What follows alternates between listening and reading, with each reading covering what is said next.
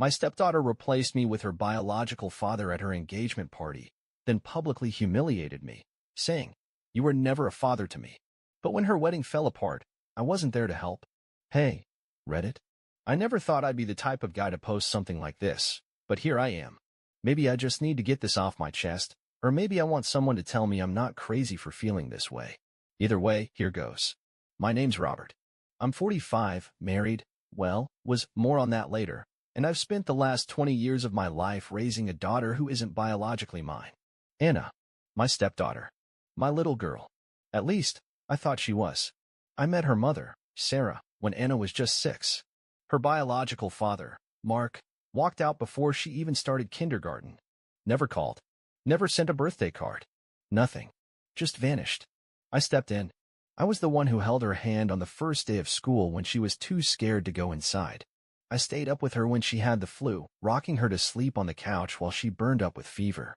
I paid for her violin lessons, even though she quit after 3 months. I taught her how to ride a bike. I clapped the loudest at her high school graduation. I paid for her college, helped her move into her first apartment. I was dad. At least, until last Saturday. Until the night she made it very clear to everyone in the room that I was nothing. The engagement party from hell. Anna just got engaged to her boyfriend, Ethan. Decent guy, smart, treats her well, no complaints there. She wanted a big engagement party, something fancy. I was happy for her, proud even. I thought I'd be sitting at the main table, right next to her and Sarah. I thought I'd be the one she'd thank in her speech. I thought wrong. The party was huge. A fancy venue, a live band, overpriced catering, the whole deal. I walked in expecting to be seated near her. Instead, I found my name card at a table near the exit, wedged between Sarah's distant cousins and some plus ones I didn't even know. I tried to shake it off. Maybe it's a mistake, I told myself. She's probably just overwhelmed with the planning. But then, about an hour in, she gets up to make a speech. She raises her glass, smiling at the crowd, and says, "I just want to take a moment to thank everyone who has supported me, who has always been there, no matter what. And most of all, I want to thank my real father, Mark, for coming tonight. I love you, Dad." I swear, for a second, I thought I misheard. But nope. People clapped. Some even cheered. And then he stood up. Mark. The man who disappeared off the face of the earth when Anna was a kid. The guy who didn't even send her not even a single Christmas card. He strutted up to her like he belonged there, and she hugged him like he was the greatest man alive.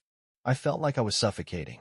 I turned to Sarah, waiting for her to say something, to look even a little bit guilty. But she just sipped her wine and mumbled, "Don't take it personally, Robert. Don't take it personally." I sat there, frozen, while guests lined up to take photos with Anna and her real father. And then it got worse. I waited for the crowd to clear a little, then walked up, forcing a smile.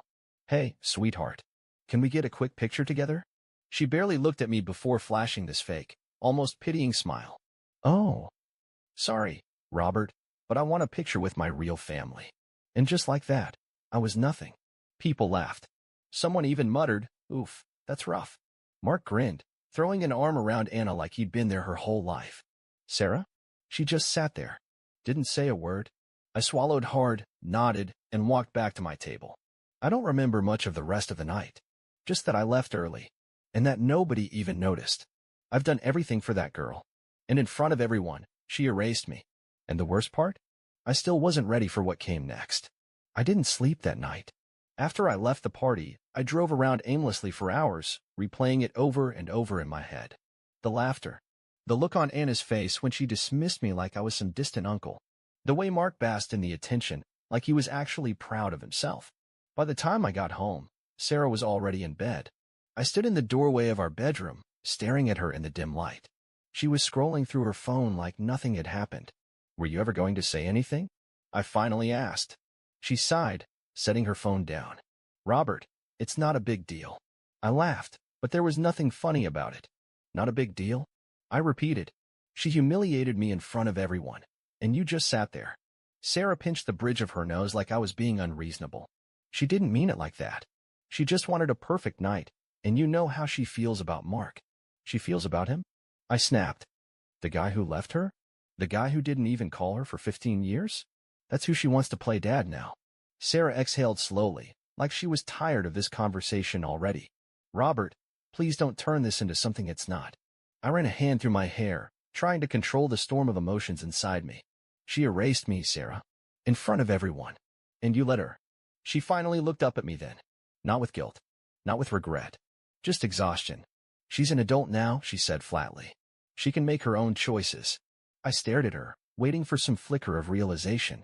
Some moment where she'd understand how deep this cut me. Nothing. It was in that moment that I knew.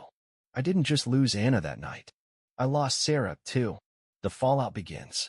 The next morning, I woke up to a text from Anna. Hope you got home safe. Sorry if last night upset you, but it was important for me to honor my real father. Hope you understand. Hope I understand. I stared at the message, debating whether to respond. I wanted to tell her everything I was feeling, that she had gutted me, that she had taken 20 years of my love and thrown it away like it was nothing. Instead, I just put my phone down. I wasn't going to beg. By the afternoon, I started getting messages from family members. Some were sympathetic. That was really unfair to you, man. I don't know why she did that. You raised her. Others? Not so much. You shouldn't make this about you. She just wanted a special night, Robert. Let it go. Let it go. Let go of 2 decades of sacrifices. Let go of every bedtime story, every scraped knee I bandaged, every time I showed up while Mark disappeared without a trace. Yeah, sure. I didn't respond to any of them. I couldn't. Then, later that evening, Sarah tried to act like nothing happened. I was sitting at the kitchen table, still trying to wrap my head around everything, when she walked in like it was just another day. What do you want for dinner? She asked, opening the fridge. I looked at her, half expecting her to say something else. She didn't. No apology. No acknowledgement of what happened. Just dinner. I closed my eyes, exhaling through my nose. I'm not hungry. She shut the fridge with a little too much force. Are you seriously still sulking about this? Something inside me snapped. Sarah, do you even care what she did to me? I asked, my voice sharper than I intended. She groaned, rubbing her temples. God, Robert, not everything is about you. I pushed back my chair and stood up. You know what? I said, shaking my head. You're right. It's not. It's about Anna, and how she made it very clear that I don't belong in her life anymore. She was just caught up in the moment. Sarah tried to argue. She loves you, Robert. She. No, I cut in. She doesn't. And maybe that's fine. Maybe she never did. But I'm done pretending like I don't see it. Sarah crossed her arms. And what does that mean? I looked at her, really looked at her. The woman I had built a life with. The woman I thought I knew. And for the first time, I saw nothing. It means, I said slowly, I'm done being the fool in this family. Then I grabbed my jacket, walked out the door, and drove away. For the first time in years, I didn't know where I was going. But I knew one thing for sure. I wasn't coming back. I checked into a motel that night. Not because I had nowhere else to go. I had plenty of friends who would have let me crash, but because I needed to be alone. I needed to sit in that silence and really let it sink in. Anna didn't love me. Sarah never really had my back. I wasn't part of that family. Not anymore. I laid on the stiff motel bed, staring at the ceiling, replaying the last 20 years of my life. The Christmas mornings. The birthdays. The scraped knees. The long nights when Anna cried about a boy breaking her heart, and I told her she was worth more than some high school idiot who didn't see it. All of it, gone. And for what? Because Mark, deadbeat Mark, had shown up for one night and stolen the spot I had earned over 2 decades? I clenched my jaw, forcing the bitterness down. I wouldn't let it consume me. The last goodbye. The next morning, I went back to the house. Not to fight. Not to talk. To pack. I walked in, and for the first time in years, it didn't feel like home. The furniture, the pictures on the wall, the smell of coffee, none of it belonged to me anymore. Sarah was sitting at the kitchen table with her coffee, scrolling through her phone. She looked up when I came in, and for a second, her eyes widened in surprise. Robert, she said slowly, you didn't come home last night. No, I said, walking past her toward the bedroom. I didn't. I heard her set her mug down a little too hard. So what? You're just going to ignore me now? I didn't answer. I grabbed a suitcase from the closet and started throwing my clothes inside. That was when she finally walked in, arms crossed, leaning against the doorframe. You're being ridiculous, she said. You're really going to do this? Over one night? I zipped the suitcase. It wasn't just one night, Sarah. It was every night before it, leading up to this. She scoffed. Oh, don't be dramatic. I turned to face her, taking a slow breath. Dramatic? Sarah, she humiliated me. In front of everyone. And you sat there. You let it happen. Her expression hardened. I didn't let anything happen. She wanted her moment, Robert. She wanted to celebrate with the father she never had. I laughed. A short, bitter sound. The father she never had? Are you hearing yourself? I was her father. I raised her. She didn't mean it the way you're taking it. I shook my head. Then tell me, Sarah. How exactly did she mean it? She opened her mouth, closed it, exhaled, and in that moment, I saw the truth. She knew I was right, but she was too proud to admit it. I nodded slowly. That's what I thought. I walked past her, grabbing my suitcase. Where are you going? She demanded. Away, I said simply. Robert, she snapped, following me down the hall. You're not thinking this through. I stopped at the front door, turning back. No, Sarah, I said quietly. For the first time in years, I am. I opened the door, stepped outside, and didn't look back. No more second chances. For the first week, I didn't tell anyone where I was. I shut my phone off. Checked into a small Airbnb on the other side of town. Just existed. Then the messages started. Sarah, are you really doing this? Sarah, you're being childish. Come home. Anna. Hey, I heard you left. Are you okay? Anna, I didn't mean to upset you. But you're overreacting. Sarah, you're embarrassing yourself. Grow up. I didn't answer any of them. Then, on day 10, I got a call from an unknown number. I almost didn't pick up, but something told me to.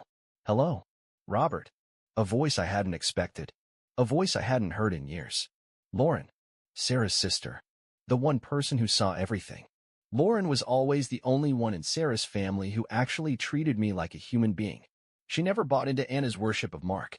She always rolled her eyes when Sarah made excuses for Anna's selfishness. She saw through all of it. And now, she was calling me. Lauren, I said, confused. Why are you? I heard what happened, she said. Sarah told me you left. Are you okay? I exhaled, rubbing my temples. I don't know. I figured, she said. Listen. I don't know if you need to hear this, but you deserved better than that. Something inside me cracked. I didn't realize how much I needed to hear those words until she said them. I don't know what to do, I admitted. I wasted 20 years on them. You didn't waste it, she said. You gave love to people who didn't appreciate it. That's on them, not you. I swallowed the lump in my throat. Yeah. There was a pause. Then, carefully, she asked. Where are you? I hesitated. But then I realized Lauren was the only one I actually trusted. So I told her. And that one conversation? It changed everything. Lauren showed up that evening. I didn't ask her to, but I wasn't surprised. She had always been the kind of person who did what she thought was right, even when no one asked her to. I heard the knock, opened the door, and there she was, standing on the porch of my small Airbnb, a takeout bag in one hand, a six-pack of beer in the other. You looked like you could use this, she said. I let out a breath I didn't realize I was holding. You have no idea. I stepped aside, letting her in. She set the food on the table, then turned to me, crossing her arms. So, what's the plan? I rubbed a hand over my face. I don't know, Lauren. I've been living on autopilot since I left. I don't know where to go from here. She nodded like she understood. You're not going back, are you? I hesitated. No. Good. She exhaled, leaning against the table. They don't deserve you. I let out a hollow laugh. You're the first person to say that out loud. She scoffed. Robert, I've been saying it for years. You just weren't ready to hear it. She wasn't wrong. Lauren had always seen through the nonsense. When Anna manipulated Sarah, when Mark was suddenly the hero, when Sarah refused to stand up for me, Lauren was the only one who ever called it what it was. And I ignored it. I sank into the chair across from her, staring at my hands. I gave them everything, Lauren, and I got nothing. She sat down, too. That's not true. You got proof. I frowned. Proof of what? She tilted her head. That they never really saw you as family. That no matter what you did, you were always just a placeholder. It sucks, Robert. But at least now you know. I stared at her, letting the words settle in. She was right. For 20 years, I let them string me along, hoping that someday I'd be enough. That someday Anna would wake up and realize who had really been there for her. That Sarah would stop making excuses. That day never came. I sighed, running a hand through my hair. I should have left years ago. Lauren gave me a sad smile. Maybe. But you're leaving now. That's what matters. She pushed the takeout toward me. Now shut up and eat. You look like hell. For the first time in a long time, I laughed. The final straw. I spent the next week looking for apartments. I wasn't going back to that house, to that family. Sarah could keep it. But just when I thought I was finally moving on, they pulled me back in. It happened on a Wednesday. I was sitting in a coffee shop, scrolling through apartment listings when my phone buzzed. Anna. I ignored it. Then came another. Sarah. Then another. And another. By the time I checked my notifications, I had 13 missed calls.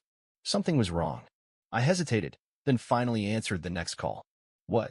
It was Sarah, and she sounded frantic. Robert, you need to talk to Anna. I clenched my jaw.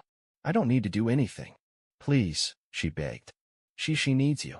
I almost hung up right then, but something in her voice made me stop. Against my better judgment, I exhaled. What happened? Sarah hesitated. Then, Ethan called off the wedding. I blinked. What? He cheated on her, she said, voice shaking. She's devastated. She keeps calling Mark, but he won't answer. She needs you, Robert.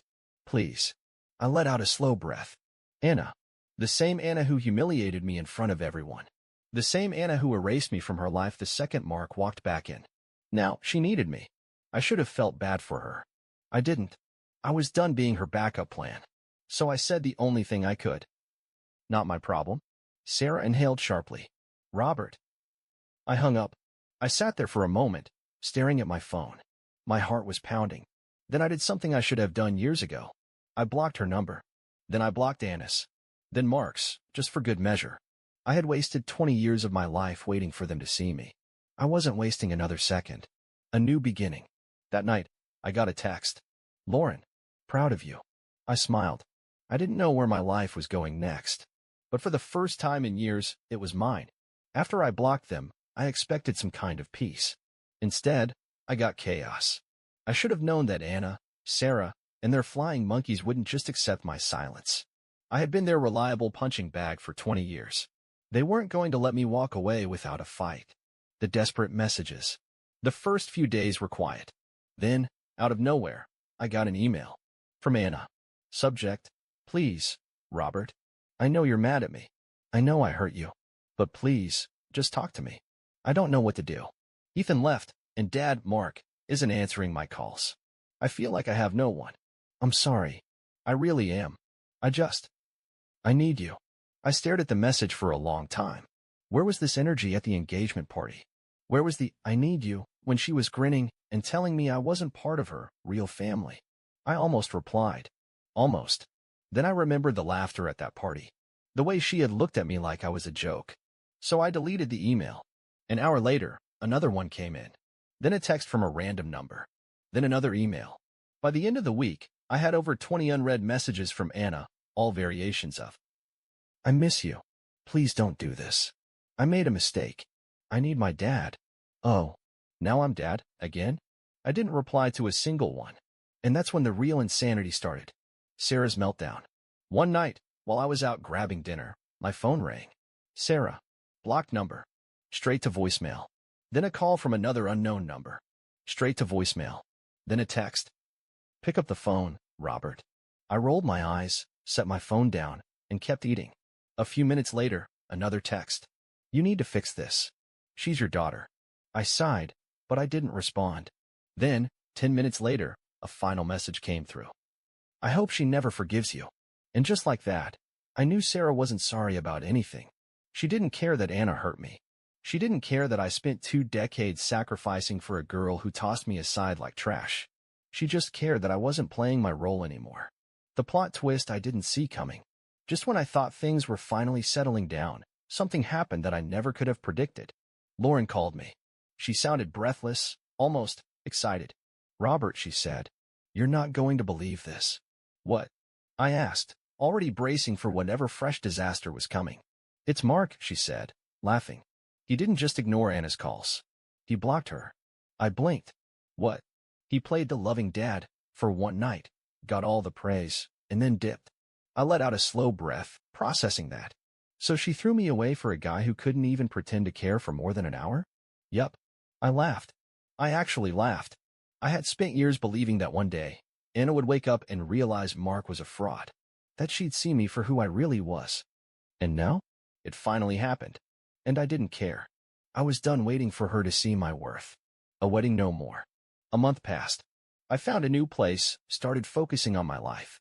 I reconnected with old friends, started a hobby I had always put off, motorcycle riding, because why not? And then one day, Lauren sent me a link. A news article. Local wedding venue sues bride for breach of contract. And there it was. Anna's wedding? Cancelled. Apparently, Ethan had moved on fast. Like, cheating before the engagement party was over fast.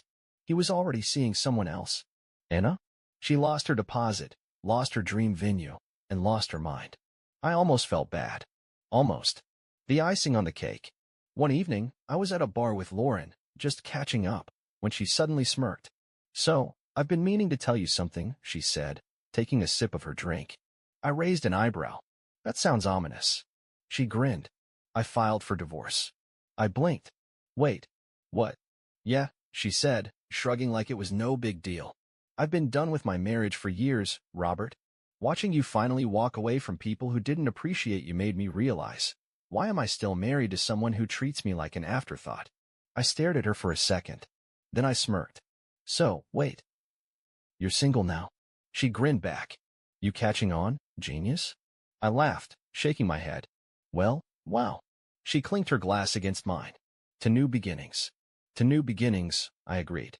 Final thoughts. I never imagined my life turning out like this. I never imagined I'd walk away from my wife, my stepdaughter, and everything I thought was my family. I never imagined that the woman who actually saw my worth had been right in front of me this whole time.